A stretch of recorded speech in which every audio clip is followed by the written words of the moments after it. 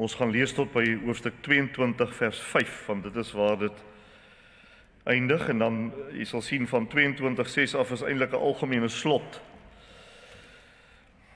So, daai sogenaamde 7de rolprent of video eindig eintlik dan by 22:5.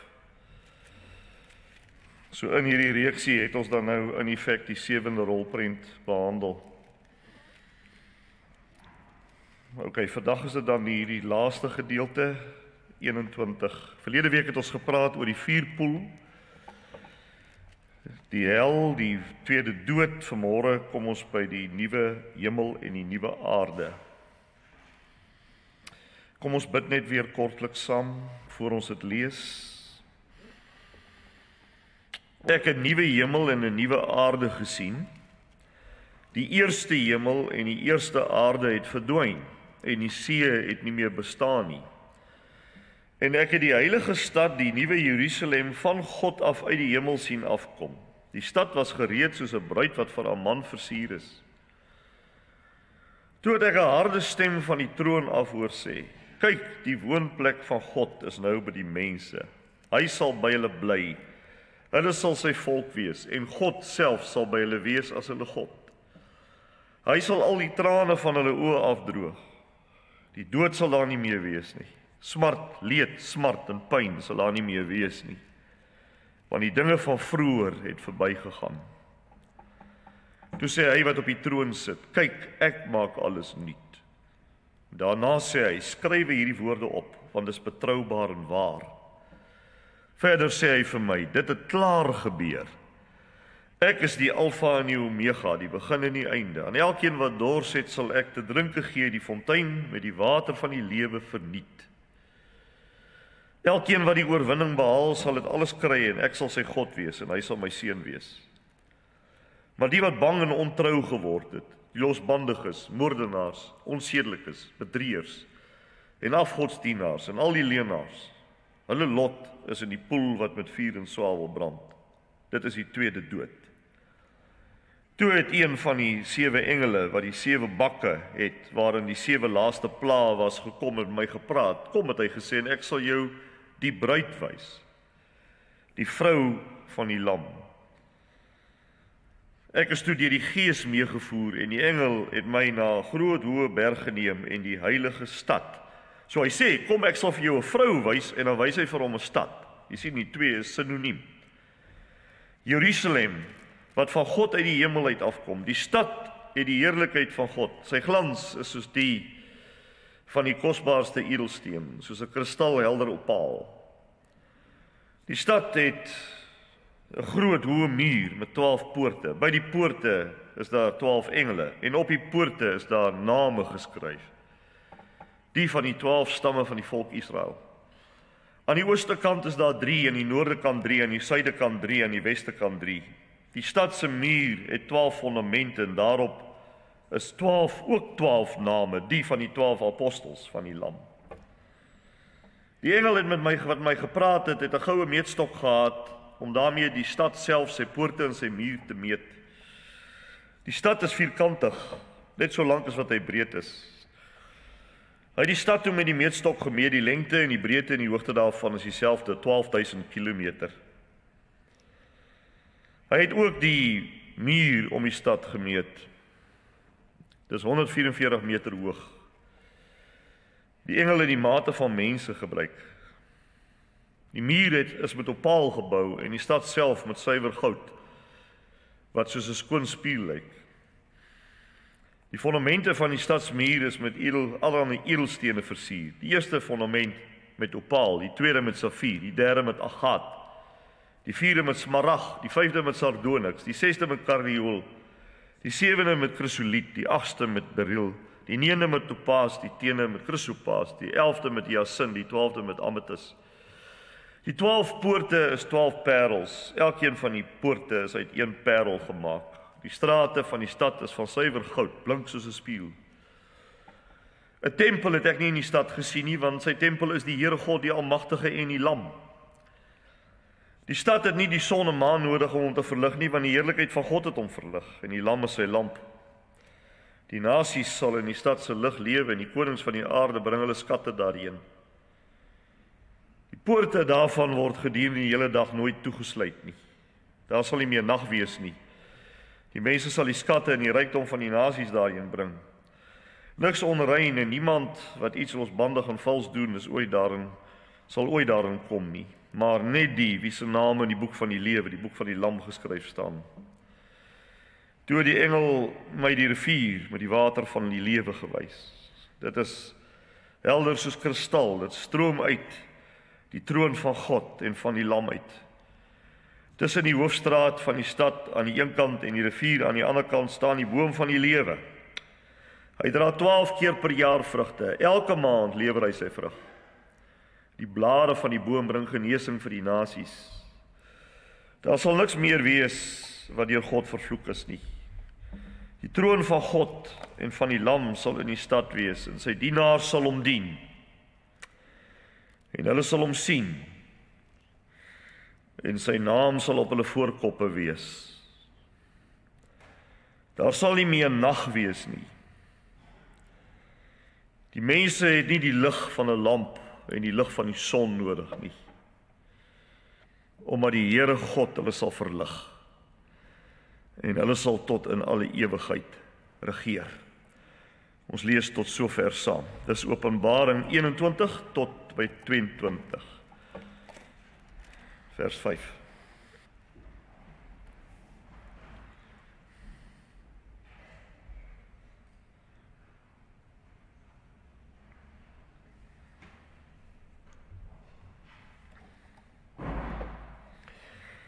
Oor die finale hemel, wat genoem word die nuwe hemel en die nuwe aarde, word daar nie so baie in die Bybel gesê so wat 'n mens partykeer dink nie. Dit is byna asof die Here dit vir ons vir 'n verrassing hou. Hier is 'n voorbeeld daarvan. In 2 Petrus 3 sien ons dit handel grootliks in daardie hoofstuk oor die huidige bedeling, die einde van die huidige bedeling, 2 Petrus 3. En dan verwag 'n mens dat die apostel daar nou seker so 'n bietjie die gordyn sal wegtrek, dat ons meer kan hoor daarvan. Maar dan sien ons in vers 14 wat eintlik die hoogtepunt van die hoofstuk is, hy sê net dood eenvoudig, daarom geliefdes, terwyl julle al hierdie dinge verwag, beywer julle om vandag vlekkeloos en onberispelik voor hom bevind te mag word in vrede. Dis al wat hy sê. En dis die hoogtepunt. Hy trek nie die gordyn weg nie. Ons lees dieselfde in 1 Johannes 3. 1 Johannes 3 vers 3 lees ons, elkeen wat die hoop van die wederkoms van Jesus in hom of haar het, reinig homself nou, nie môre nie, nou, soos wat Jesus rein is. Wanneer ons dink, wow, nou gaan die gordyn 'n bietjie opgelig word en ons nuuskierigheid 'n bietjie bevredig kan word, dan kom sê die Heilige Gees net, wag so 'n bietjie, nee my vriend, die verwagting wat jy in jou het, dat God alles gaan nuut maak, moet vir jou hier en nou aanspoor tot 'n heilige wandel met God. Dis die effek wat dit op jou moet hê. Niks van jou nuuskierigheid bevredig nie. Daai is 'n verrassing wat vir die kinders van die Here wag. Daarom is dit so gevaarlik om te gaan inkrap en te filosofeer en met allerlei idees te kom rondom die einddinge, die eskatologie, die einddinge, want die Bybel sê so min daaroor, en baie keer as jy hierdie dik boeke lees, wat veral daar uit Amerika uitkom, dan lyk dit vir jou die mense weet meer as God. Wat niks anders as fiksie is nie, om geld te maak uit die boeke. Dit wat die Bybel sê, soos wat ons onder andere nou gelees het in Openbaring 21, is genoeg om te weet. Maar hoe seker kan ons dan wees dat daar 'n nuwe hemel en 'n nuwe aarde op hande is? Kan ons daarvan doodseker wees? Alles gaan, sê 2 Petrus 3 vers 4, alles gaan maar net elke dag aan soos altyd. En ons gaan dood, en almal gaan dood. Hoe seker kan ons wees dat daar 'n nuwe hemel en 'n nuwe aarde kom? Die antwoord moet ons vind in die vorm van 'n vraag. En die vraag is dit: kan ons doodseker wees dat God getrou is? Jy moet nie vra, kan ek doodseker wees dat daar 'n nuwe aarde kom nie. Jy moet sê, kan ek doodseker wees dat God getrou is? En as jy daarop ja kan antwoord, dan hoef jy nie verder te twyfel aan die komende nuwe hemel en nuwe aarde nie, want die aanbreek van die nuwe hemel en nuwe aarde is gefundeer in die trou van God. Dit het niks met die mens te doen nie. Want wat is die koms van die nuwe aarde en die nuwe hemel nou eintlik? Wel, dit is die vervulling van God se oorspronklike bedoeling met die mens. Reg by die skepping, kragtens sy skepingsordening. Dit wat ons in Openbaring, ek wens ek kan nou die Bybel eintlik optel om dit te illustreer, maar daar's te veel los papiere wat gaan uitval. Maar dit wat ons aan die einde van die Bybel lees in Openbaring 22 en 21 is presies dit wat God in die eerste 2 hoofstukke van die Bybel, dis Genesis 1 en 2, bedoel het. Die woonplek van God is nou by die mense en hy sal by hulle woon. En ek sal vir hulle 'n God wees en hulle sal vir my kinders wees. As daar nie 'n sondeval was nie, dan sou Openbaring 21 en 22 net na Genesis 1 en 2 geskryf kon gewees het, en dan sou ons Bybel uit 4 hoofstukke bestaan het. En deur gewone Godgegewe voortplanting sou Adam en Eva steeds die hele aarde gevul het, maar sonder sonde en sonder die gevolge van sonde en sonder die vloek van God, en dit sou op Openbaring 21 en 22 se nuwe Jerusalem uitloop. Toe dan sou die Bybel net so dun pamfletjie gewees het.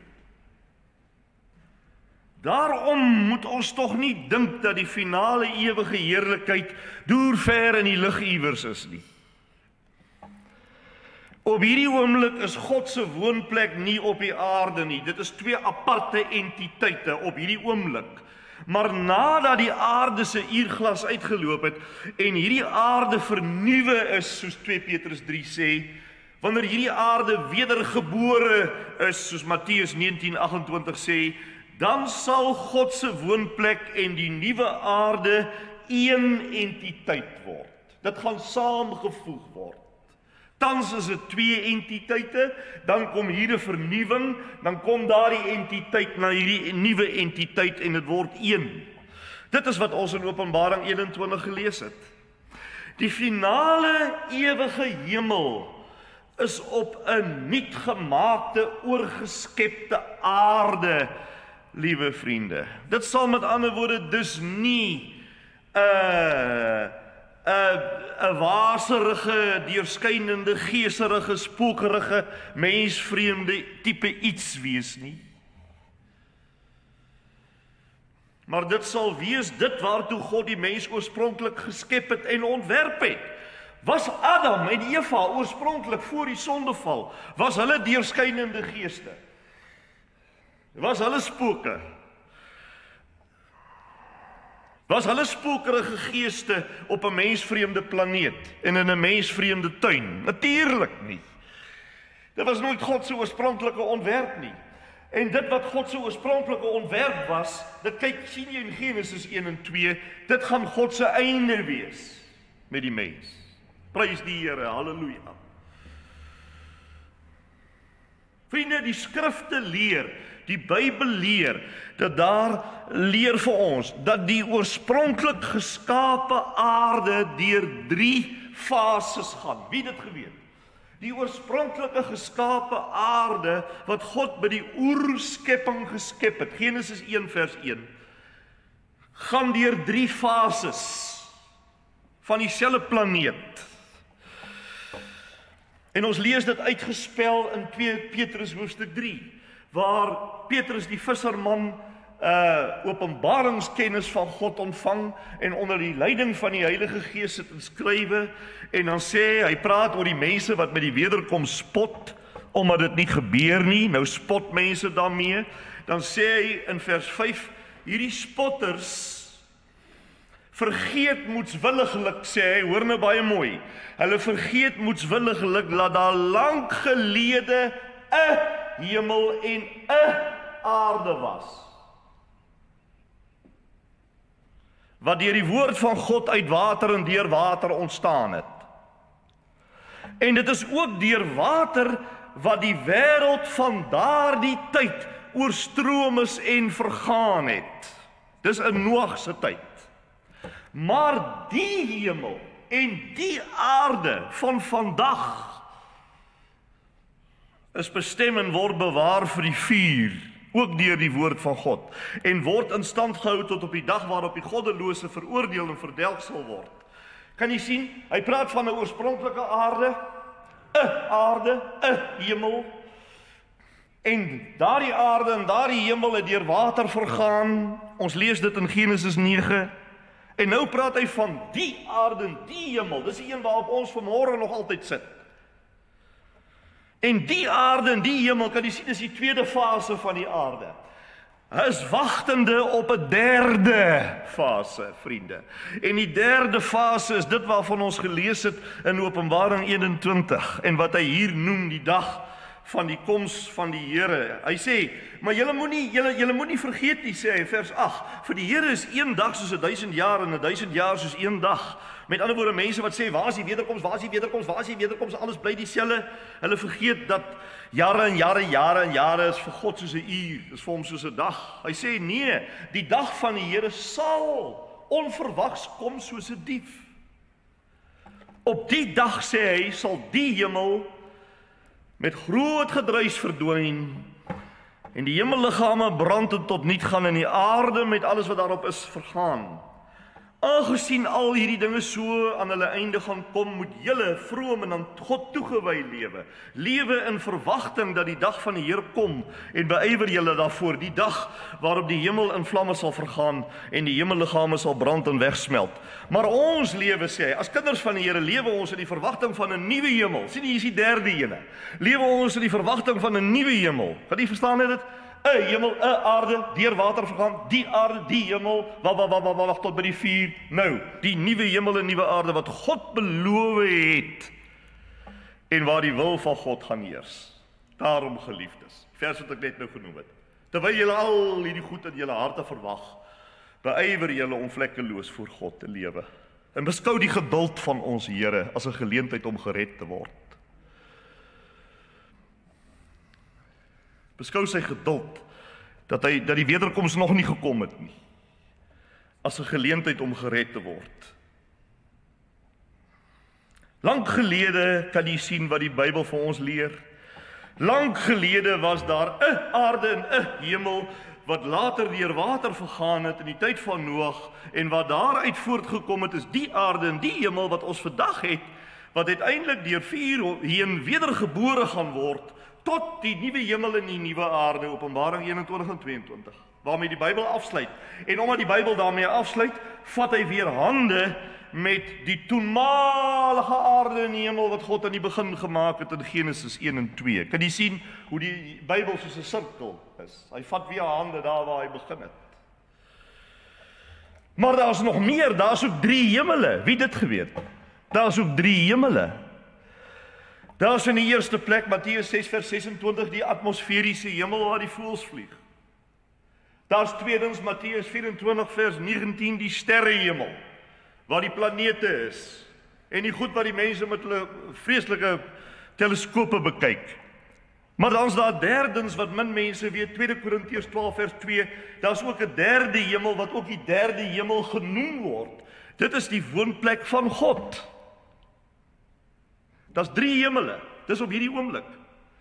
Wat gebeur met ander woorde nadat die finale oordeel, die wit troon oordeel plaasgevind het? Wel, die hemel en die aarde sal nuut gemaak word deur vuur heen, met ander woorde wedergebore word, en dan kom vul die derde hemel, die nuut gemaakte hemel en aarde, en dit word een plek. En wedergebore mense, nie geeste nie, Wedergebore mense, werklike mense, sal daar lewe, daar waar hulle alleen gelukkig kan wees, op aarde en by God. Want daar is net een plek waar 'n mens gelukkig is. En dis daar. Dis die salige hoop, sê Titus 2:13, van elke ware gelowige. Tussen hakkies, het u geweet dat op die huidige oomblik wat ons hier is die derde hemel en die huidige aarde alreeds met mekaar verbind? Wie dit geweet? Daar is iets van die aarde wat alreeds in die derde hemel is. En daar's iets van die derde hemel wat reeds op die aarde is. En hierdie verbinding is die waarborg dat gaan gebeur wat ek nou net uitgespel het, gaan gebeur. Dat die twee uiteindelik een gaan word.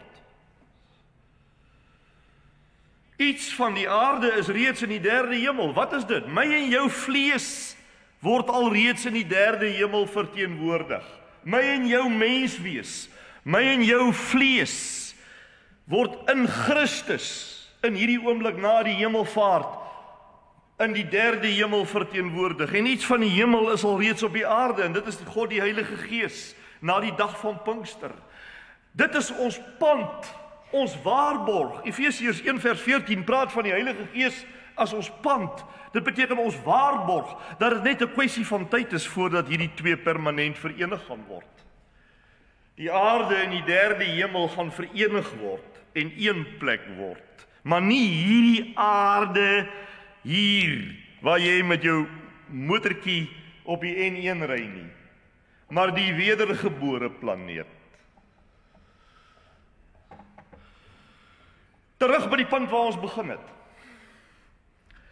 Die laaste 2 hoofstukke van die Bybel sluit weer aan by die eerste 2 hoofstukke van die Bybel. Openbaring 21 en 22 sluit aan by Genesis 1 en 2. Die sirkel word voltooi. Die Bybel is 'n sirkel, met ander woorde. Die paradys wat verlore gegaan het deur die sondeval, sal volmaak herstel word. En is in die einde van Openbaring volmaak herstel, omdat God nie sy handewerke laat vaar nie. Hy bly getrou.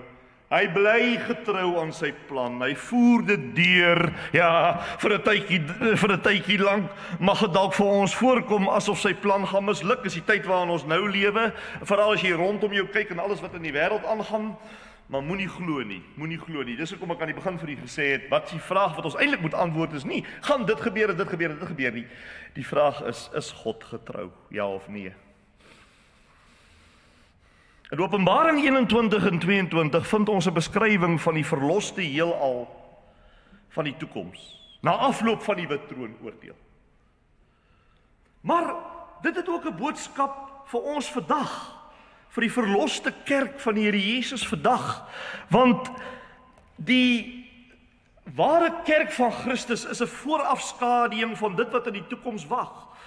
God woon immers nou reeds in sy kerk deur sy Gees. Nou reeds is die gemeente die tabernakel, dit beteken die tentwoning van God. Vanuit die vuur waarmee die ou aarde sal vergaan, word letterlik 'n nuwe heelal gebore. Die ou orde word nie vernietig nie, dit word vernuut. Hoor mooi, want daar's baie misverstand hieroor. Dit word nie vernietig nie en oorgemaak nie, dit word vernuut. Die Griekse woord wat vernuwe gebruik word is die woord kainos, wat impliseer dat dit 'n nuwe orde is, maar nie 'n ander orde is nie. As dit 'n ander orde is, dan sou die ander Griekse woord neos gebruik gewees het, want daar's 2 woorde in Grieks wat jy met nuut of nuwe kan vertaal, en dis kainos en neos. As neos gebruik gewees het, dit gaan heeltemal 'n ander orde wees. Goddank, kainos word gebruik. Dit beteken, dis dieselfde orde wat ons het, maar nuut gemaak. Is dit nie wonderlik nie? Sien ‘n mens in die oorspronklike taal? Verborge skatte wat in die oorspronklike taal opgesluit lê, wat jy nie in Afrikaans of Engels kan vertaal nie.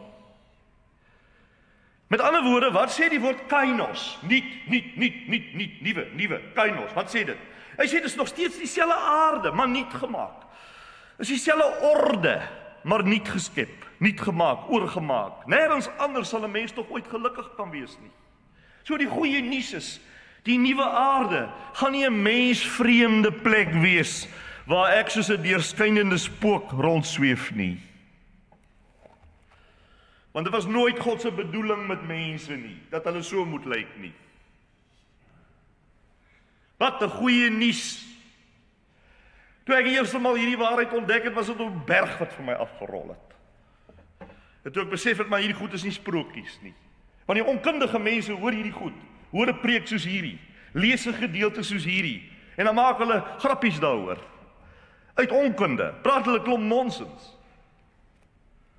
Dan sê hy, julle gaan maar soos geeste rondsweef aan nie, tussen die sterre iewers. Is dit wat God sê? Natuurlik nie. Die natuur gaan weer tot sy reg kom soos wat hy moet wees. Daar's nou 2 woorde wat sommer in my nou te binne geskiet het, wat dit nogal goed beskryf, wat ek sukkel om uit te druk. Soos dit moet wees, of beter gesê, soos dit oorspronklik bedoel was om te wees. Die natuur onder andere gaan weer sy moontlikhede gaan weer ten volle verwesenlik word. Die ou orde, dis waar ons nou nog is, die ou orde wat gebuk gegaan het onder die vloek van Genesis 3, sê Paulus in Romeine 8, 19 tot 22. Die ou orde wat gebuk gegaan het onder die vloek, sal met 'n nuwe orde vervang word, maar nie 'n ander orde nie. Die see is soos wat ons hom ken, sal verdwyn. Nou ja, die see is in die Ou Testament, is die see simbool van onrus en stryd. Dit mag wees dat dit so simbolies hier bedoel word, dat die see wat verdwyn beteken dat onrus en stryd vir ewig en ewig en ewig iets van die verlede is. Dit is wat bedoel kan word, dit kan ook letterlik bedoel word. Die nuwe Jerusalem wat neerdal is baie duidelik die verloste kerk, die bruid van Christus. 'n Vrou, maar eintlik 'n stad, 'n vroustad, dis simbolies. Die nuwe Jerusalem is nie die stad in die Midde-Ooste nie. Dit is die verloste kerk van Christus soos wat hy in die ewigheid gaan wees. Die ewige gemeenskap tussen God en sy uitverkorenes is van so 'n aard dat God as het ware by hulle in een tent gaan woon. Wat 'n motivering vir my om in die oggende op te staan. Dit is my toekoms. Hierdie ewigdurende gemeenskap, broers en susters, word uitgedruk met simbole, soos God vee die trane af. Dit beteken nie op die nuwe aarde gaan hulle 'n reuse sakdoek so groot soos 'n sirkustent gaan nou hier oral rondvee nie. Jy verstaan, is nie letterlik, dit is simbole. God vee die trane af, daar's voortdurende aanbidding in die tempel. Die gelowiges sit saam met God op sy troon, hulle sal saam maaltyd hou ensovoorts. Dit beteken nie miljoene mense sit nou letterlik op een troonstoel nie. Dis simbole om te wys dat hierdie ewige verdure, om te wys hier op hierdie ewige durende gemeenskap en dat die ou orde weg is. En dat God se nabyheid nou alles is, net soos wat dit in die tuin van Eden vir Adam was. Die dinge wat tot die ou orde behoort het, soos dood, trane, droefheid, siekte, geween, pyn. Dis alles goed wat tot die ou orde behoort. Het verby gegaan, verby. Is alle pyn en moeite. Die lewe gaan nie meer 'n stuk moeite wees nie. Ek glo daar gaan trane wees, maar dit gaan vreugde trane wees. Die Bybel sê in Jesaja 65 vers 17 hierdie verruklike ding. Hy sê, aan die dinge van vroeër gaan niemand ooit eers weer terugdink nie. Gaan lees daai teks. Ek hou hom hier in my hart. Daai is vir my 'n wonderlike. Jesaja 65:17. Voor 700 jaar voor Christus geskrywe.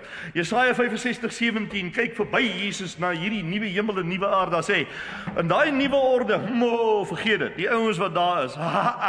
jy gaan nie eers aan die dinge wat was, dis die dinge van nou, gaan jy nie eers weer terugdink nie. Jy gaan nie eens weer daaraan terugdink nie. Goed wat vir ons nou kwel.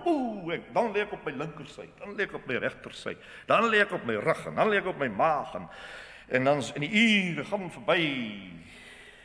Want ek is bekommerd oor dit en dit. Maar dink mooi, oor 200 jaar gaan jy nog altyd hier wees.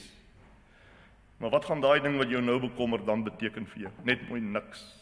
Goed waaroor ons nou bekommer, broers en susters, is net tydelik. Dis goed waaraan jy in die nuwe bedeling nie sal dink nie. Jy sal nie eers dit kan onthou nie. Daar is ook mense wat definitief uit die Godstad uitgesluit is. Vers 8. Die poel van vuur is hulle bestemming, het ons verlede week gesien.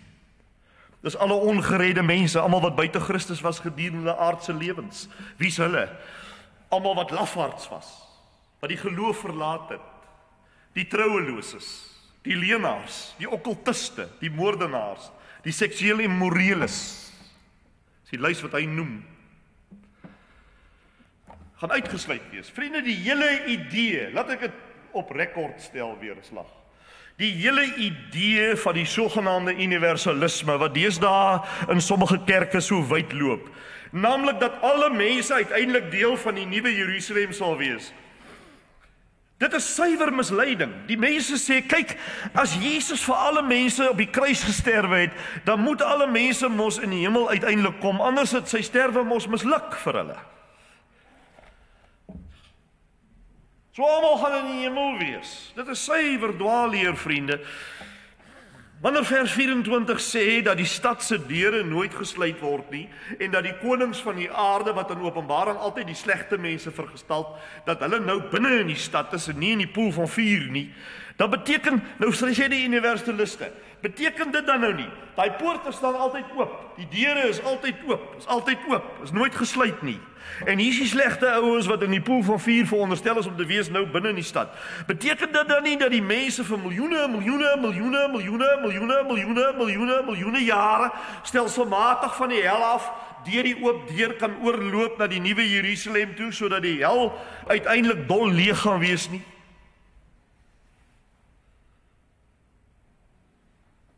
Dis wat die universalisme leer. Nee, alle mense, sê die universaliste, nee, alle mense word nie tydens hierdie aardse lewe gered nie, dis tog vanselfsprekend, maar in die ewigheid sal alle verlorenes deurlopend nog altyd die geleentheid kry om te bekeer en oor te loop van die hel af na die hemel toe, want daai deur is oop. En so, na miljoene jare sal alle mense uiteindelik tog wel gered wees. Nou vriende, dit is om in te lees in vers 24, wat glad nie in vers 24 staan nie. Weet jy wat sê vers 24? Al wat vers 24 sê, is dat die nuwe Jerusalem veilig en sekuur sal wees. Jy het nie nodig om 'n deur te sluit nie. Al wat vers 24 sê, is dat God se genade so verbuisterend is, dat selfs die konings van die aarde tot redding kan kom. Daar is van hulle ook in die hemel. Dit is al wat het sê. Ons moet baie versigtig wees om in te lees wat ons graag wil inlees. Op daai manier kan enige mens in die Bybel enige ding regverdig. Vriende, die vroustad is die kerk in die ewigheid. En die stad word soos volg beskryf. Hy sê dit daal neer van bo. Dis 'n gemeenskap van mense wat in gemeenskap met God lewe, maar dis nie mensgemaak nie. Dit kom 100% van God af, van bo af. Dit daal neer van die hemel af. Dis die produk van God se genade, sê hy. Dis 'n heilige, afgesonderde, blywende gemeenskap waarvoor die mens oorspronklik geskep was om te wees.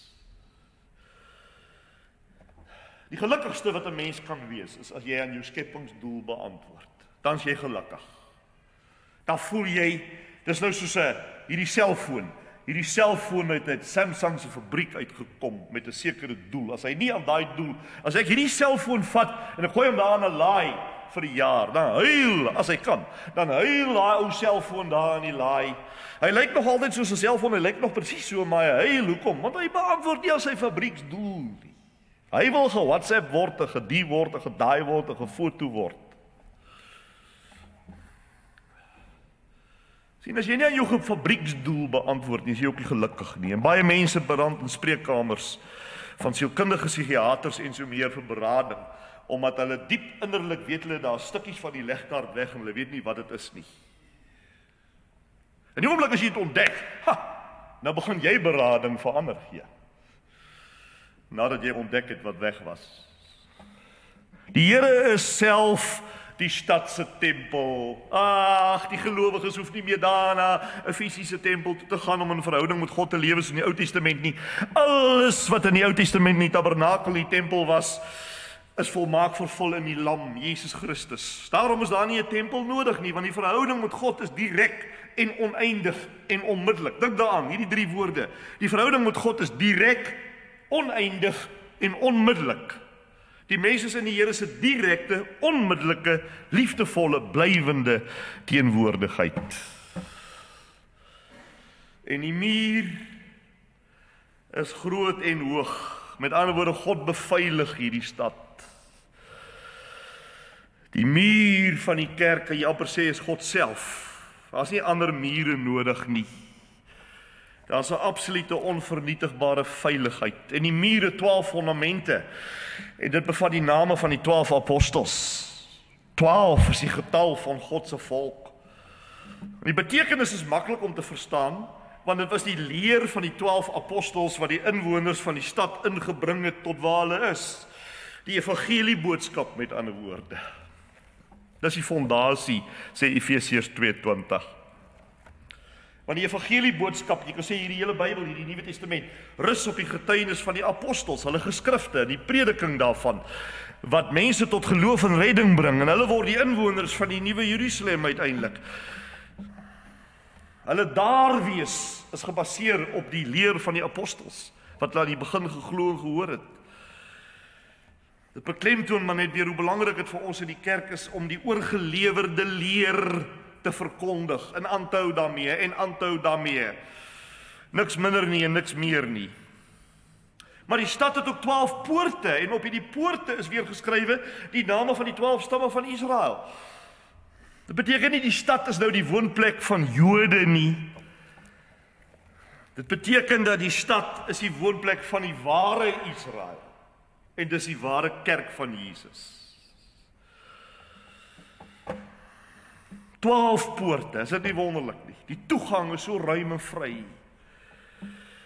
Dat my dink aan die ou Halleluja lied wat ons destyds gesing het en soms hier in die gemeente nog sing wat sê ek sien 'n poort wyd oop staan. Die deur van die ou tabernakel was byvoorbeeld 10 meter wyd.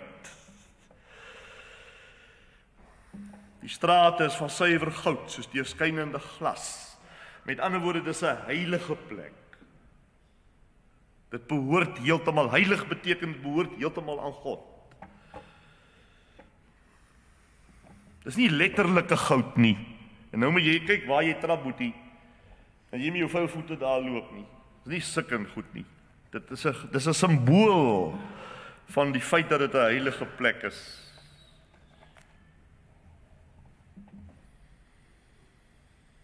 Die ewige tuiste van gelowiges gaan nie iets vreemd wees vir hulle nie. Dis nie 'n plek ver tussen die sterre wat mens vreemd is nie. Dis 'n nuutgemaakte aarde. Nie 'n hemel iewers tussen die sterre, 'n reuse kubus. So groot blok van 12.000, hoeveel? 12.000 kilometer. Hier vanaf Londen verby. Kubus nie.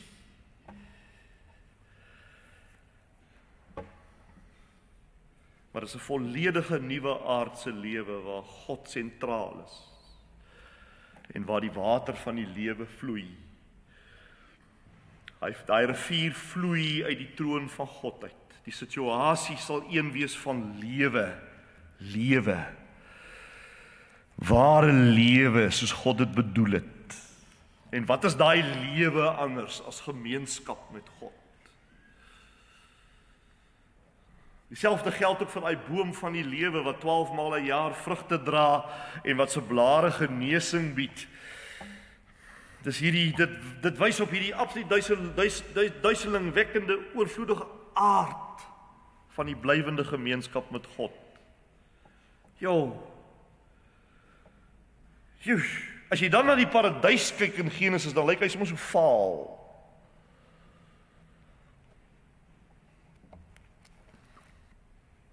Die sondeval het vernietig, ja.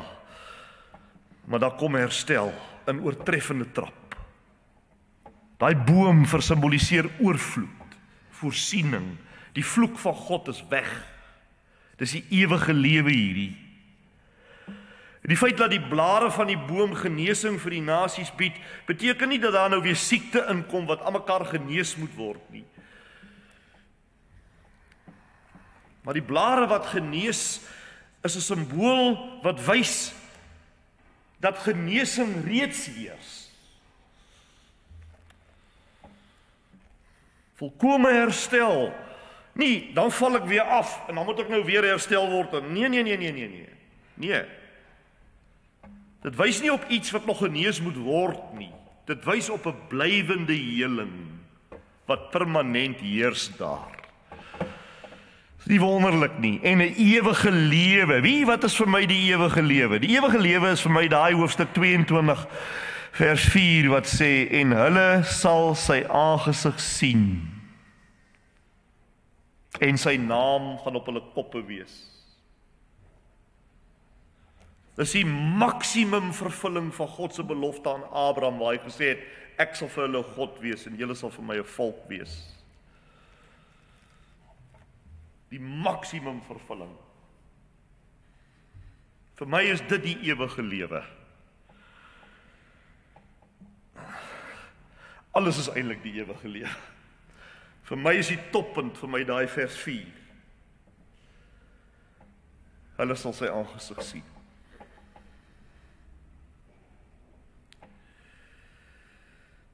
Vriende, wat kan daar op die aarde wees, wat kan opweeg teen al hierdie goed wat ons hier gehoor en gelees en gesien het vandag?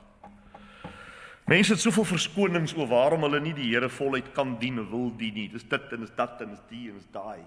Maar is daar enige iets wat van meerwaarde kan wees? Iets wat jy aan kan dink, maak nie saak wat nie. Enige iets wat 'n mens kan weerhou. Terwyl 'n kind van die Here op hierdie aarde is jy net 'n vreemdeling. Jy's net 'n vreemdeling. Nou deesdae met al die lekker karre wat ons het, ry jy nou sommer hier vanaf Pretoria toe. Jy skiet sommer hier reg deur. Dit hang af van al die vragmotors op die N1. Maar jy kan maklik deurry. Vroeger jare moes jy by Koelsberg. Nee, jy begin hier by Richmond. Of Richmond of Koelsberg of iewers in die Vrystaat moet jy oorslaap. Nou laat ek vir jou vra. Kom ons sê jy slaap by Beaufort Wes oor, langs daai besige straat. Gaan jy die volgende môre vir 'n Tiefs of Biddels of wie hulle ook al is, bel en sê hulle moet jou trek bring? Hier is nou jou plek. Nooit. Absurd. Die volgende môre is hy son nog skaars uit. Dan is jy alweer aan die gang. Want dit was net 'n tydelike pitstop. Dit was net 'n tydelike oorblyplekkie. Niemand gaan daar uitkamp nie. Dit laat my dink aan die sendeling daar nie. Dis nie jy nie. Maar laat my dink aan die sendeling wat by die skip aankom in sy tuisland. Dis die ou dae voor hierdie groot vliegtuie. Hy kom by die skip aan in sy tuisdorp. Klim af met sy ou tassie. Hy was nou hoeveel jare, net soos julle jare weg. En daar's niemand om hom te verwelkom nie. En hy kyk na al die medepassasiers wat saam met hom op die skip was. En hy sien almal, 'n vriende, familie, en dis 'n geomhelsery en 'n gesoenery en 'n getekeerganery. En hier staan hy. Niemand verwelkom hom eers nie. En toe hoor hy 'n duidelike stem in sy hart wat vir hom sê: Dit is nie jou tuiste nie. Dis nie jou tuiste nie. Ontspan.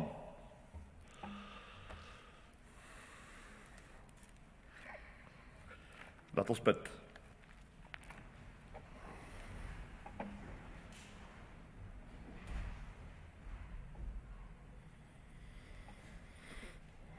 Ons bid saam en dank die Here.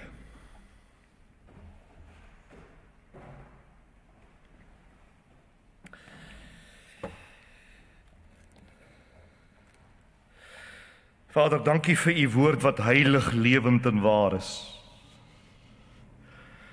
En vir die ware hoop van die skrif, nie wat mense sê en hoop en dink nie, maar wat die Bybel leer. Dankie vir die blye vooruitsig vir elkeen wat wedergebore is, dat alles nuut gemaak gaan word.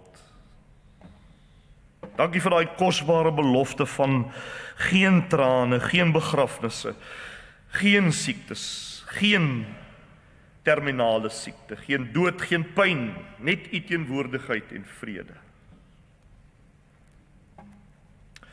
O Here, laat hierdie woord tog in ons harte inbrand, want daar is baie goed. As ons by hierdie gebou uitloop, is daar duisende goed wat aanspraak maak op ons lewens, wat ons besig hou, wat ons aandag wegtrek, wat ons wanhoopig maak, wat ons bekommerd maak, wat ons uit die slaap hou. Baie. En die meeste van dit is kortstondig en tydelik en beteken eintlik niks. Brand hierdie woord in ons harte in vandag.